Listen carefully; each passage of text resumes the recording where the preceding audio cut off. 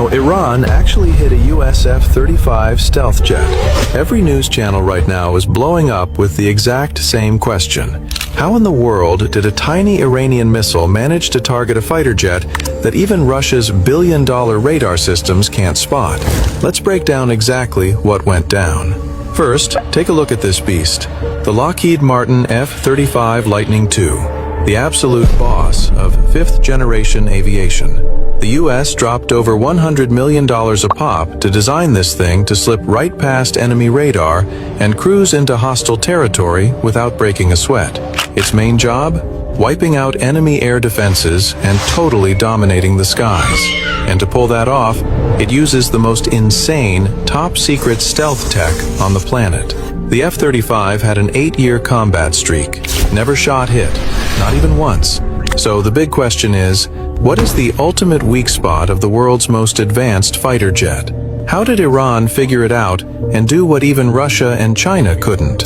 Look, nowadays, anti-aircraft systems mostly use two ways to guide their missiles: radar and heat-seeking. Now, the F-35 is an absolute master at dodging radar. Because of its crazy shape and radar-absorbing materials, its radar footprint is so tiny that billion-dollar missile systems like the S-300 and S-400 just can't lock onto it. The radar signal literally just doesn't bounce back. But every superhero has a weakness, right? The F-35 packs a single engine called the Pratt & Whitney F135. It's one of the most powerful fighter engines in the world. But with all that power comes a massive amount of heat. And that insane heat? That's its biggest flaw. The date was March 19th, 2026, 2:50 a.m. Central Iran. Instead of relying on radar for their modern defense, Iran was using something called an Infrared Search and Track System, or IRST. These systems scan the sky looking for heat signatures. And sure enough, this system quickly picked up the super hot exhaust coming from the F-35's engine. The scariest part? IRST doesn't send out any signals of its own, so the F-35 pilot had zero clue he was even locked onto. Now let's talk about Iran's weapon. The missile used in this attack is believed to be the 358 missile, also known as the SA-67. And this thing is seriously sneaky. It's not your average surface-to-air missile. It's a weird mashup, half kamikaze drone, half missile. It flies super slow and just loiters around a specific area, flying in a figure-8 pattern. It has its own optical and heat sensors built right in. It basically just hangs out and waits. And the second it catches the heat of a jet, it pounces. The craziest thing is that the 358 can be guided by a network of infrared sensors on the ground. But hold up, just because there was no radar warning doesn't mean the F-35 is a sitting duck when a missile is launched.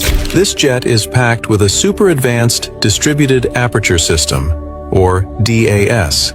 It's got 6 infrared cameras that give the pilot a full 360-degree view around the plane. The second that 358 missile hit the gas and its rocket motor started giving off heat, the DAS caught it and instantly gave a warning alarm in the pilot's headset.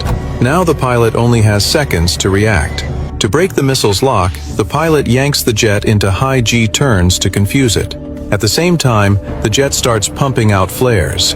The whole point is to trick the missile's sensor, so it ditches the jet and chases those glowing flares instead. And it worked. The 358 missile falls for the flares, it still flies incredibly close to the jet. The moment the missile senses it's super close to the target, inside its lethal radius, it just blows up mid-air. The shockwave and high-speed shrapnel from that blast shred the F-35. It completely strips away the stealth coating and wrecks the flight control systems. It wasn't a direct hit that turned the jet into a fireball. And that's exactly why, even with massive damage, the pilot managed to pull off a safe emergency landing. Iran proved that you don't need a billion-dollar radar to bring down America's most advanced jet. So guys, what's your take on how modern warfare is shifting? Does the US need to completely rethink its playbook now? Let me know your thoughts down in the comments.